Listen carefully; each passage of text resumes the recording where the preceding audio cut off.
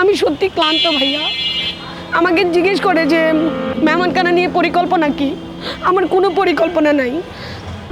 আমি চাই মেহমানখানাটা আজকে বন্ধ হয়ে যাক। সমাজকর্মী ও সিনেমা পরিচালক লিজার এই কান্না খেতে না পারা দুস্থ মানুষের জন্য। নিজ উদ্যোগে প্রতিদিন 2 শতাধিক মানুষকে খাওয়ালেও তৃপ্তি মেলে না তার। তাই অশ্রুসিক্ত চোখে প্রশ্ন, কেন অসহায় হয় মানুষ?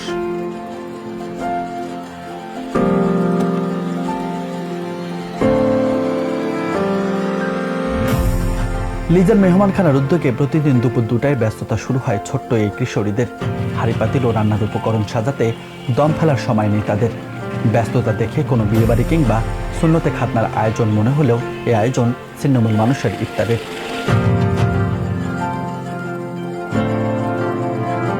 শুরুতেই চলে প্লেট গ্লাস পরিষ্কার ও রান্নার প্রস্তুতি।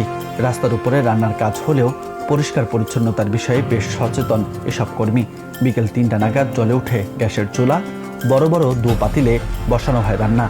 অন্যদিকে চলে ইফতারের শরবত তৈরির কাজ। পাকশাক 5:30 বাজে কমপ্লিট। এরপর দিয়ে আমরা প্লেটে খানা বাড়ি আমরা অবস্থায় রাখি। রাখার পরে এরপর ভ্যান গাড়ি করে আমরা নিয়ে যাই, সবার হাতে হাতে দিয়ে দিই। শরবত দিয়ে যাই, হাতে হাতে দিয়ে দিই। মগ আছে, পানির মগ হাতে হাতে দিয়ে দিই, দিয়ে শরবত নিজেদের ঢালি দিই। তারা শুধু খালি বসে খাবে আমাদের মেহমান। আমাদের ভলেন্টিয়ার কাজ করছে প্রায় 30 জন, আর 700-800 প্লাস 800-র উপরে মানুষ প্রতিদিন খাচ্ছে। সূর্য হেলে পড়তে রিক্সা চালক, অসহায় দুস্থ মানুষ মেহমান হয়ে আসে রাস্তার উপরের এই মেহমানখানায়। লালমাটিয়া ডি ব্লকের 4টি সড়কের প্রায় 1.5 কিলোমিটার জুড়ে কেউ রিক্সা আবার কেউ সড়কে বসে অপেক্ষা করে মেহমানখানার আতিথেয়তা গ্রহণের। কষ্ট করি ভালো খাই যাইছি বলে আমার এই পর্যন্ত খাই যাইছি। তোমার কাকাই আসলে যে 2 বছর ধরে মারা গেছে। ভাই এখানে মাশাআল্লাহ মোটামুটি মানুষের জন্য যেটা আয়োজন হয় এটা আল্লাহর কাছে লাখো শুকরিয়া ভাই। এরকম মন মানসিকতা সবার হয় না। খাইলে তো মানুষের একটা সব আছে, এমন জায়গায় প্রতিদিন খায় একটা শান্তি। আবার দ্বারে বসবাস করে ফায়দিকে এসে করে একটু খাইবার আসা হয়। 2019 সালের শেষের দিকে করোনা মহামারীতে পশু পাখির খাবার নিশ্চিতে পথ চলা শুরু হয় মেহমানখানার। এরপর করোনাকালে কঠোর লকডাউনে দুস্থ অসহায় মানুষের জন্য একবেলা খাবার প্রজেক্ট শুরু করে সংগঠনটি।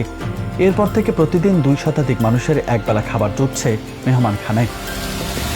মেহমানখানাতে আসলে যারা আসে তারাই মেহমান। তো আমরা সকল ক্ষুধার্ত মেহমানের জন্য একবেলা খাবারের আয়োজন করি। এটা 2020 সালের প্রথম লকডাউন থেকে শুরু হয়েছিল, এখনও চলছে। যদি কেউ প্রশ্ন করে যে এখনও কেন চলছে, তখন তো লকডাউন ছিল, মানুষ কর্মহীন ছিল, এজন্য ওটা চলেছে। এখন কেন চলছে? করোনাকালে করোনার ভ্যাকসিন আবিষ্কার হয়েছিল, করোনা চলে গেছে, কিন্তু ক্ষুধা যায়নি।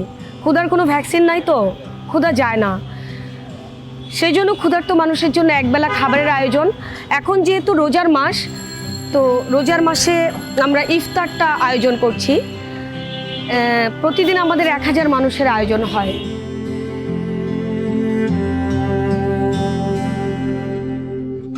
ব্যক্তিগত জীবনে মেহমানখানার উদ্যোক্তা লিজা একজন সিনেমা পরিচালক হলেও দুস্থ অসহায় মানুষের পাশে দাঁড়াতে পেরে গর্বিত তিনি। আল্লাহর রহমতে এ কাজে নিযুক্ত হয়েছেন বলেও মনে করেন এই নারী। আমি আগেও বলেছি, আমি এখনও বলি, আমি না কারো কাছে কিছু চাই না। আমার যেটুকু সাধ্য, যদি কেউ আমার এই খালি 2টো হাতের সাথে যুক্ত হতে চায় নিজের ইচ্ছায়, আমি তাদের সাথে নিয়ে ভালো একটা কাজ করে যেতে চাই। কিন্তু আমি কারো কাছে ব্যক্তিগতভাবে কিছু চাই না। আমি যদি চাই, আমার সৃষ্টিকর্তার কাছে চাই, যিনি আমাকে এই কাজে নিযুক্ত করেছেন। আমার তো সাধ্য নাই, নাহলে এই 1000 কোটি টাকার চোরাবালির শহরে আমার মতো একটা মানুষ কেন মেহমানখানা করবে? কেন আজকের দিন পর্যন্ত এই মানুষগুলো আমার মুখের দিকে তাকায় থাকবে? আমি কে? আমি তো নিজেই খুব সাধারণ একটা মানুষ। আমরা মানুষকে মারার যত কৌশল শিখেছি সমস্ত পৃথিবীতে, আমরা মানুষকে বাঁচানোর কৌশল যদি তার একটু শিখতাম, তাহলে এই পৃথিবীটা অনেক সুন্দর হতো।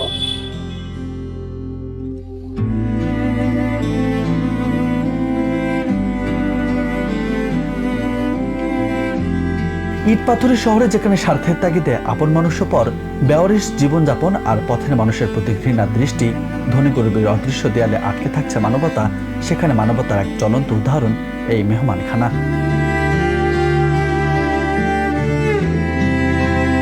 রাজু আহমেদ, বার্তা 24।